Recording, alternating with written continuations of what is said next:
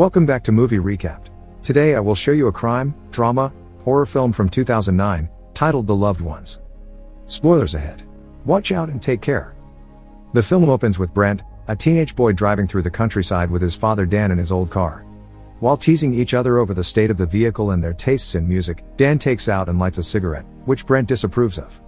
Distracted by his father's actions, Brent doesn't see the person standing in the middle of the road until Dan calls attention to him.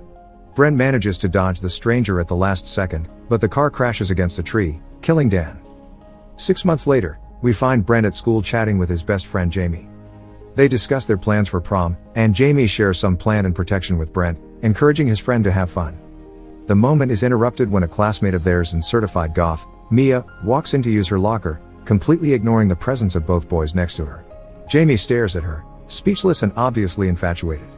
After Mia leaves, Brent nudges into Jamie following her, and he does exactly that, only to return seconds later with exciting news: she's accepted his invitation to prom. Another girl walks in then, Lola, a shy-looking gal, who asks Brent to go to prom with her. Brent turns her down as politely as he can since he's going with Holly, his girlfriend. Lola doesn't react, but she's quite obviously not pleased.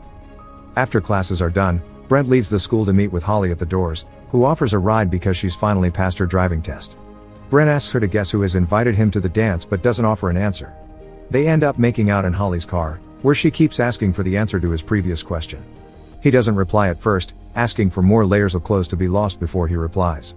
When Holly takes off his shirt, we get to see various scars on Brent's body and a razor blade hanging on his necklace. Cutting and smoking seem to be the method Brent has chosen to deal with the trauma and guilt left by his father's death.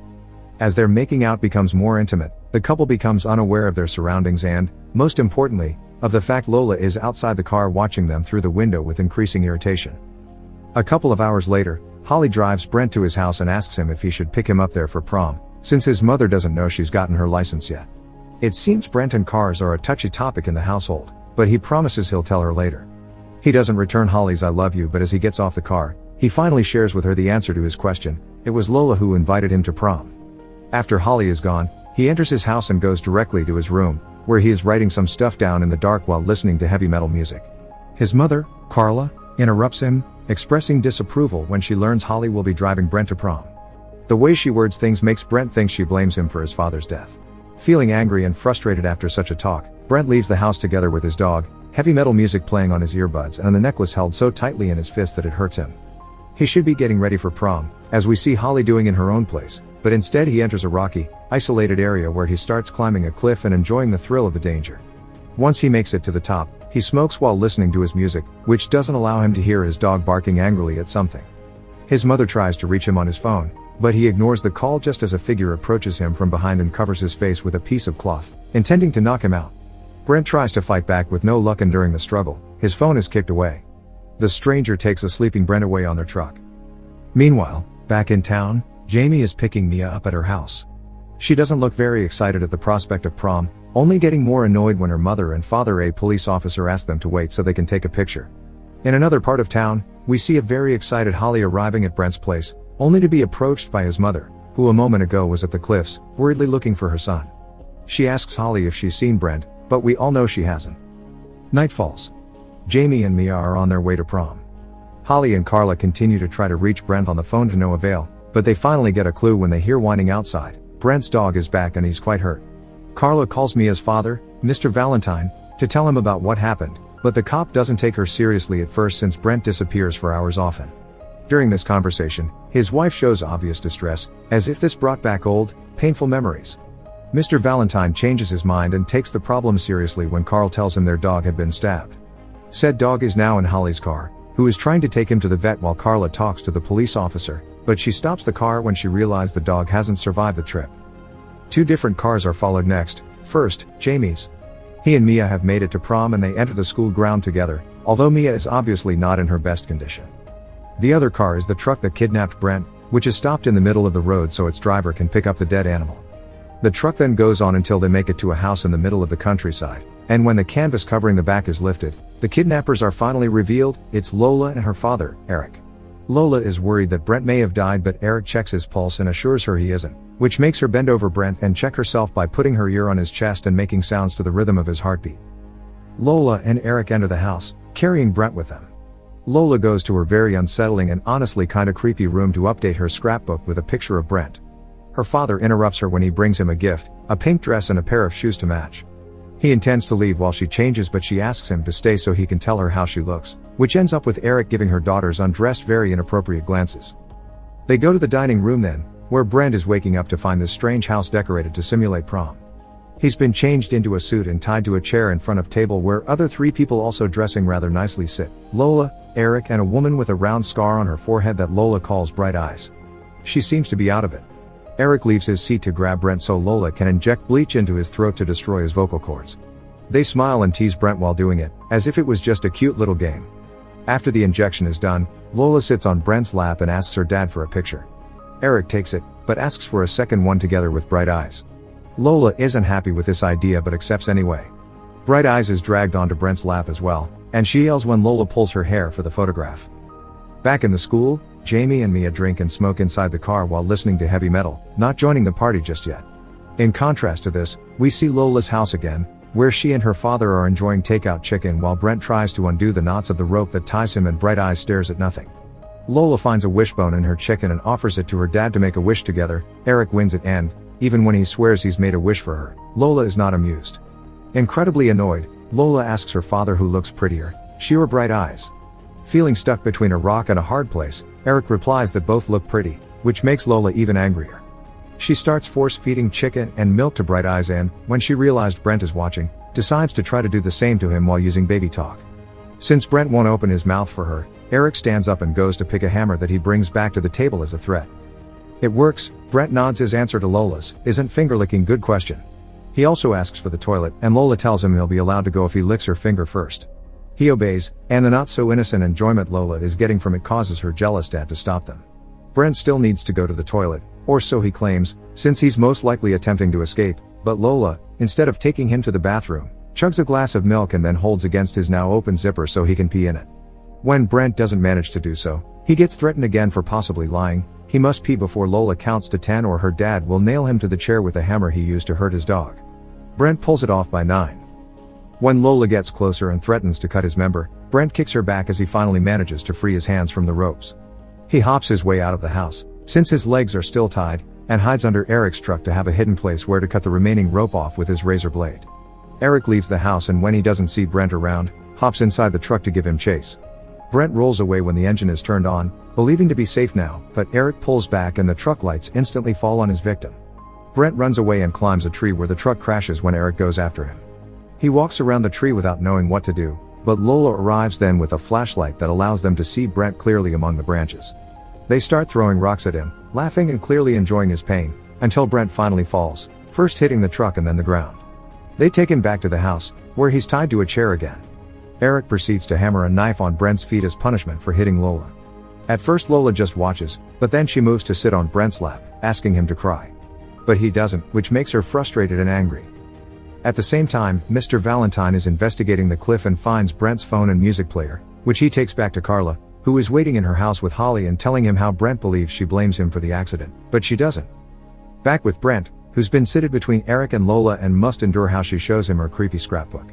It's not just an album of memories, there are pictures of all the boys they've kidnapped and tortured for their fake proms through the years. One in particular calls his attention, Timmy Valentine, the only one that managed to escape. Brent immediately recognizes him. It's the guy that had stood in the middle of the road and caused the accident that killed his dad. Anger eats him from inside. It's all Eric's and Lola's fault. Lola tells her dad he's ready to draw on Brent, and after a quick cut to the school to see that Jamie and Mia still haven't left the car, we see the results of Lola's drawing. Using a fork, she's carved their initials inside a heart on Brent's chest. Both her and Eric proceed to throw salt at the wound, making Brent scream and wiggle in pain while they make fun of him for it. While Brent is being punished, her mom is still in their house, waiting for news. Same for Holly, who finds the card Brent had prepared for her and contained the words "I love you" that he owed her. And at school, Jamie and Mia finally decide to leave the car, even if Mia can barely stand, not feeling very well. It's time for the coronation at Lola's prom. She's the queen, of course, and Brent is named king. All of them get paper crowns, even Eric, who takes a picture of the royal couple before his daughter decides to play some music.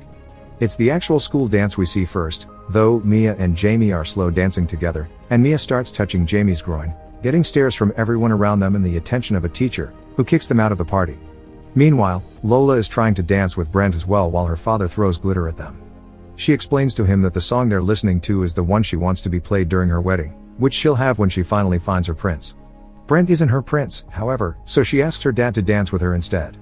Lola tells Eric he is her prince, always has been, and there will be nobody good enough to ever replace him. She closes her eyes and leans in for a kiss. Eric hesitates at first, but as he gives up and leans in to kiss Lola, they're cut off by Brent making noise. He's noticed his razor blade on the chair and he sat on it on purpose to hide it. We cut to Holly again then, who is talking to Mr. Valentine. The cop promises he's sent out an investigation team and will contact her if he has any news. Holly returns to Brent's room and, after failing to contact her mother on the phone because of the late hours, she cries her heart off. At Lola's, we see Eric preparing the roadkill they picked up earlier and passing it to his daughter before grabbing a bucket of water. Under Brent's watching eyes and while he tries once again to cut the rope with his blade, they go into the living room and move the carpet to reveal a secret door on the floor. Screeching from various creatures can be heard when they open it to feed them with the animal and throw the water at them. A little image parallelism occurs then. Eric leaves the house to grab his tools at the same time a professor leaves the school to find Jamie and Mia making love inside the car. After the couple is kicked out by their teacher, we go back to Eric, who hands his electric drill to Lola so she can drill a hole on Brent's head. After doing so twice, they start pouring hot water into it, revealing the procedure behind what happened to Bright Eyes: lobotomization. Luckily Brent manages to finish cutting the rope tying his hand before they're done, and he pushes them away from him before grabbing the falling drill to cut the rope on his ankles, then proceeds to use the knife he takes off his feet to attack Eric repeatedly. Furious, Carla jumps on him, but he manages to shake her off before going after Eric. He pushes him inside the pit and watches how the creatures who turn out to be the previous lobotomized victims feed on him. As Brent stares at the horrifying scene in front of him with disgust, Lola approaches him from behind and pushes him into the pit as well. Getting even angrier when she realizes she can't save her dad, she starts throwing things into the pit before closing it. Some of those things turn out to be the flashlight and the hammer, which Brent uses to defend himself from the other victims, leaving him as the only living being left in there. Back in town, Jamie takes an exhausted Mia back to her house, trying not to look suspicious or awkward in front of her father. Another parallelism occurs here. As Lola checks on Bright Eyes, Mr. Valentine goes inside the house to check on Mia, who is crying in her bedroom, wondering why he isn't found.